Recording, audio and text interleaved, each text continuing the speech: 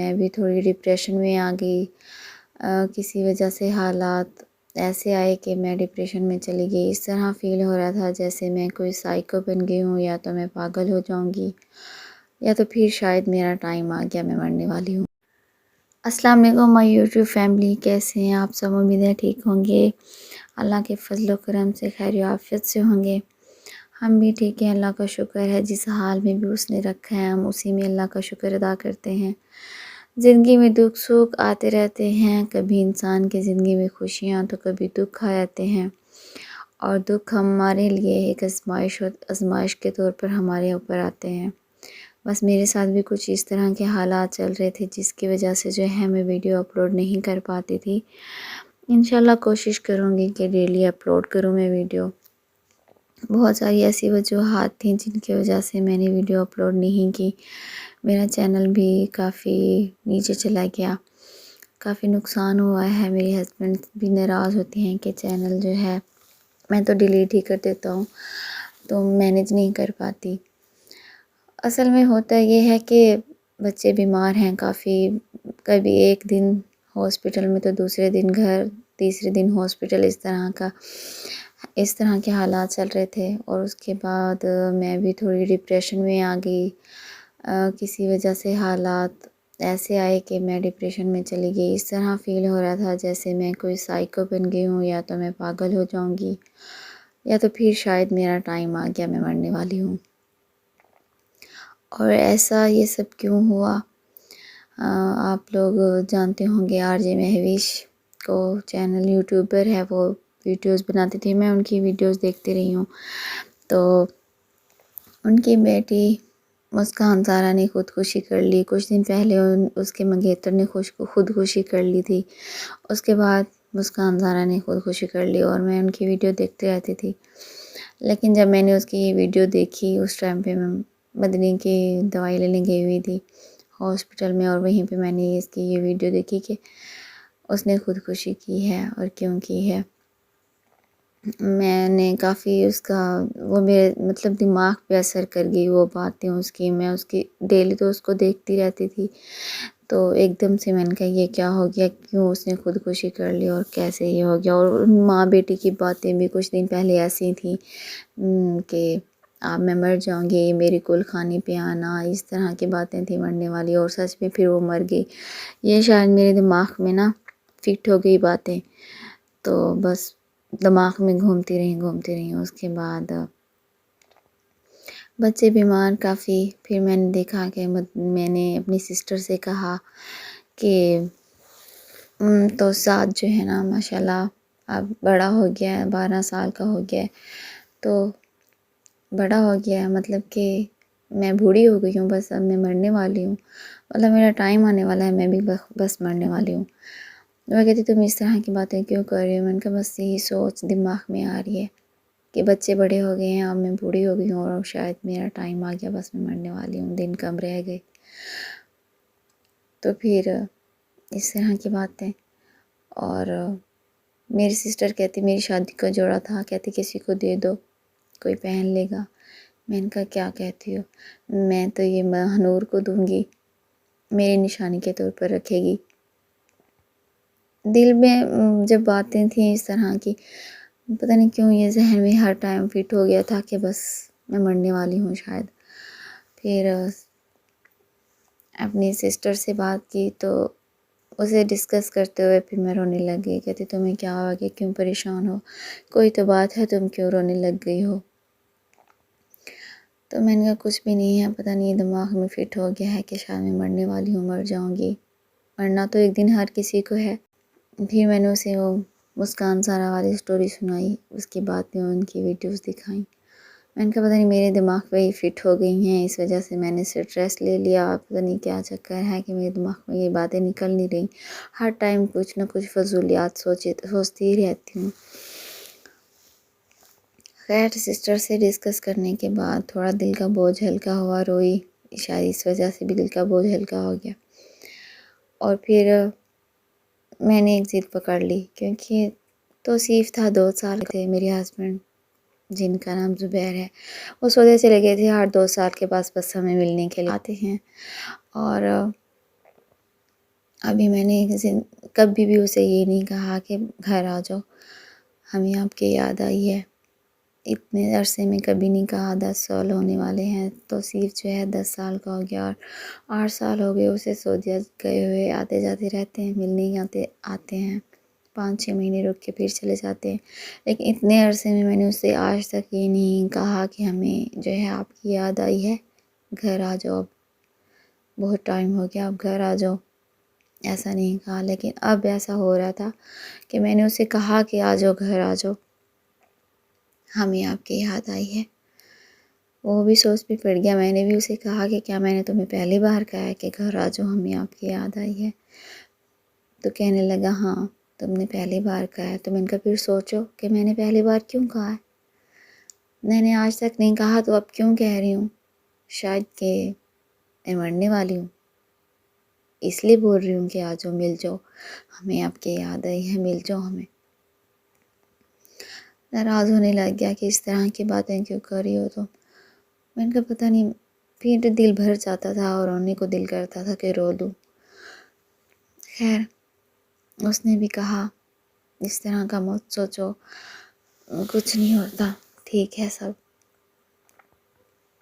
پھر چلتا رہا، میں ابھی تک یہ ضد پکڑ کے بیٹھی ہوں کہ گھر آ جاؤ، بس مل جاؤ ہمیں، بس یاد آئی ہے۔ پھر مدنی بیمار، اس کے بعد مہنور بیمار، توصیف بھی بیمار ہو گیا۔ آئے دن میں ہاسپٹل کے چکر لگاتی رہی ہوں، 2 مہینے سے بس یہی چل رہا ہے۔ پہلے سسٹر کے ساتھ ہاسپٹل جاتی رہی، اس کا بیبی جب تک نہیں ہوا، اس کا بیبی ہاسپٹل میں رہا، وہ بھی ویڈیو میں نے اپلوڈ کی تھی۔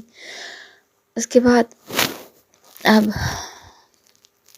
اب بھی بچوں کے ساتھ ہاسپٹل، آئے دن ہاسپٹل۔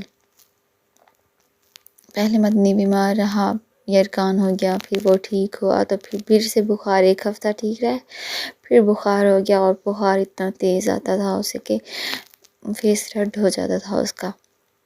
لیکن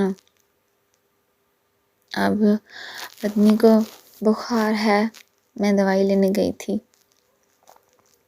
کہ رات کا 3 بجے کا ٹائم تھا، یہ مجھ سے نا پانی مانگ رہا تھا، دودھ مانگ رہا تھا، فیڈر مانگ رہا تھا۔ میں اس کا دودھ بنانے کی لوٹی، چھوٹی لائٹ جل رہی تھی، تو اس میں نا اس کے فیس پہ مجھے نا ایسے لگا کچھ لگا ہوا ہے، جیسے بلیک اس کا فیس پہ لگا ہوا کچھ۔ میں نے کہا اس کا فیس کو کیا ہو گیا؟ جب میں نے موبائل کی لائٹ آن کر کے دیکھا نا اسے، تو اس کے فیس پہ سارے خون لگا ہوا تھا۔ او باہر دکھا، او باہر دکھا، اے باہر دکھا نا، ارے ماما نے دیکھا تو وہ کرا کتوں خون ہے، یہ سارا خون کتوں ہے؟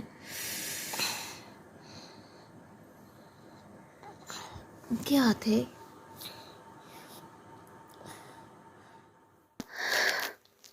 بلڈ لگا ہوا تھا۔ میں نے کہا پتہ نہیں اسے ہم سے بلڈ کہاں سے آ گیا، میں پریشان ہو گئی۔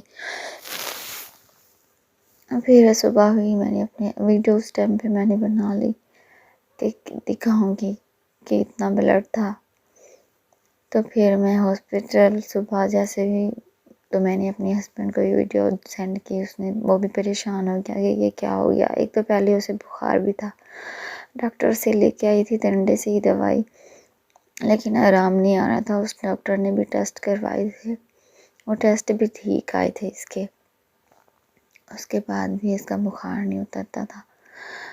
تو ٹینشن ہو گئی کہ ایک تو بخار نہیں اترتا، اور دوسرا اس کا یہ بلڈ کا ایشو کہاں سے آ گیا، کافی ٹینشن ہو گئی۔ تو پھر بس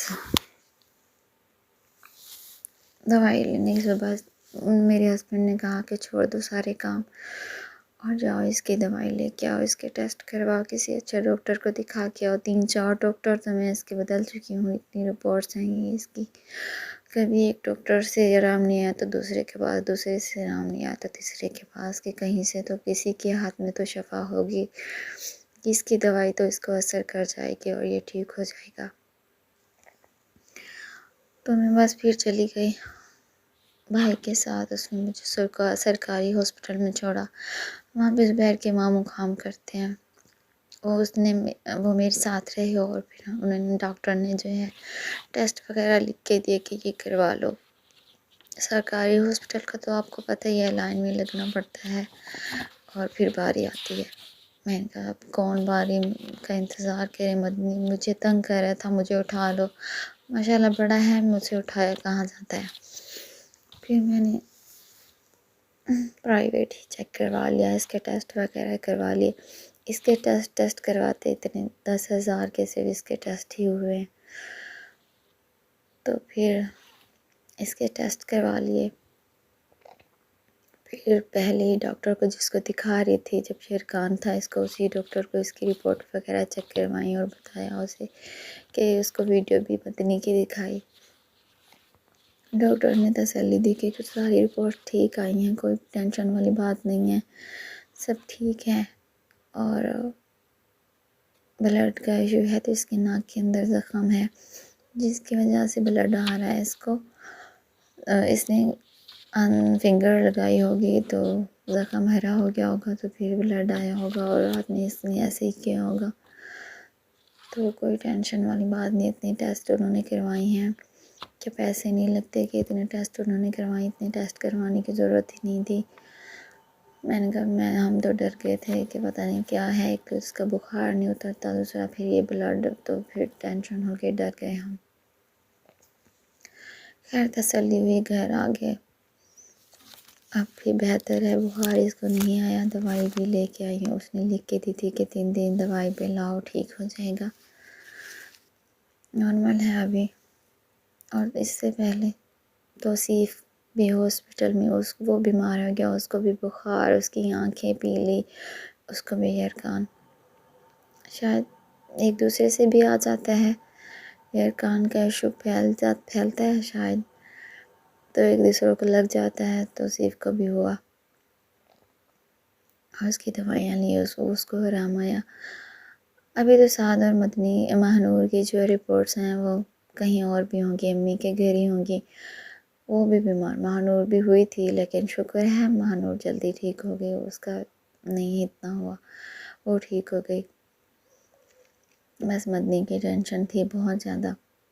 اب آپ خود سوچیں، آپ لوگ سوچتے ہوں گے کہ میں نے آپ لوگوں کو چھوڑ دیا، اپنی یوٹیوب فیملی کو چھوڑ دیا اور ان کی ویڈیو میں واچ نہیں کرتی ہوں، اور ہوتا یوٹیوب فیملی بھی یہی سوچ رہی ہے کہ اگر تو میں ان کی ویڈیو واچ کروں گی تو وہ میری ویڈیو واچ کریں گے، ورنہ وہ میری ویڈیو نہیں دیکھیں گے۔ بہت سے کچھ فرینڈس ہیں جو اب تک ساتھ دے رہے ہیں، ویڈیو جب بھی اپلوڈ کرتی ہوں فوراً سے واچ کر لیتے ہیں، کمنٹ بھی کرتے ہیں، ان کا پیار نظر بھی آتا ہے۔ لیکن کچھ فرینڈس ہیں اس طرح کہ وہ سوچتے ہیں کہ اگر میں ان کی ویڈیو واچ کروں گی تو ٹھیک ہے وہ کریں گے، ورنہ نہیں کریں گے۔ تو میں نے ان کو چھوڑا نہیں ہے، بس میں مینیج نہیں کر پا رہی تھی، ایک تو خود سائیکو بن گئی، دوسرا بچے بیمار، گھر کے کام، بچوں کو سنبھالو، چینل کو دیکھوں یا یوٹیوب فیملی کو دیکھوں، میں کیا کروں؟ میں اکیلی ہوں گھر پہ، میرے ہسبینڈ بھی یہاں نہیں ہیں، بھائی میرا ساتھ دیتے ہیں، ساتھ ہیں امی والے، جس ٹائم بھی کوئی بھی ٹینشن ہوتی ہے، کوئی پرابلم ہوتی ہے وہ میرے ساتھ کھڑے ہوتے ہیں، جب بھی کہتی ہوں وہ میرے ساتھ کھڑے ہو جاتے ہیں، اور میں جہاں بھی کہتی ہوں وہ لے جاتے ہیں۔ یہ ٹینشن نہیں ہے، لیکن پھر بھی اکیلی ہوں، گھر میں مینیج کرنا پڑتا ہے، بچوں کو، گھر کے کام کو، بہت سارے مسئلے مسائل ہوتے ہیں جسے میں نے دیکھنا ہوتا ہے۔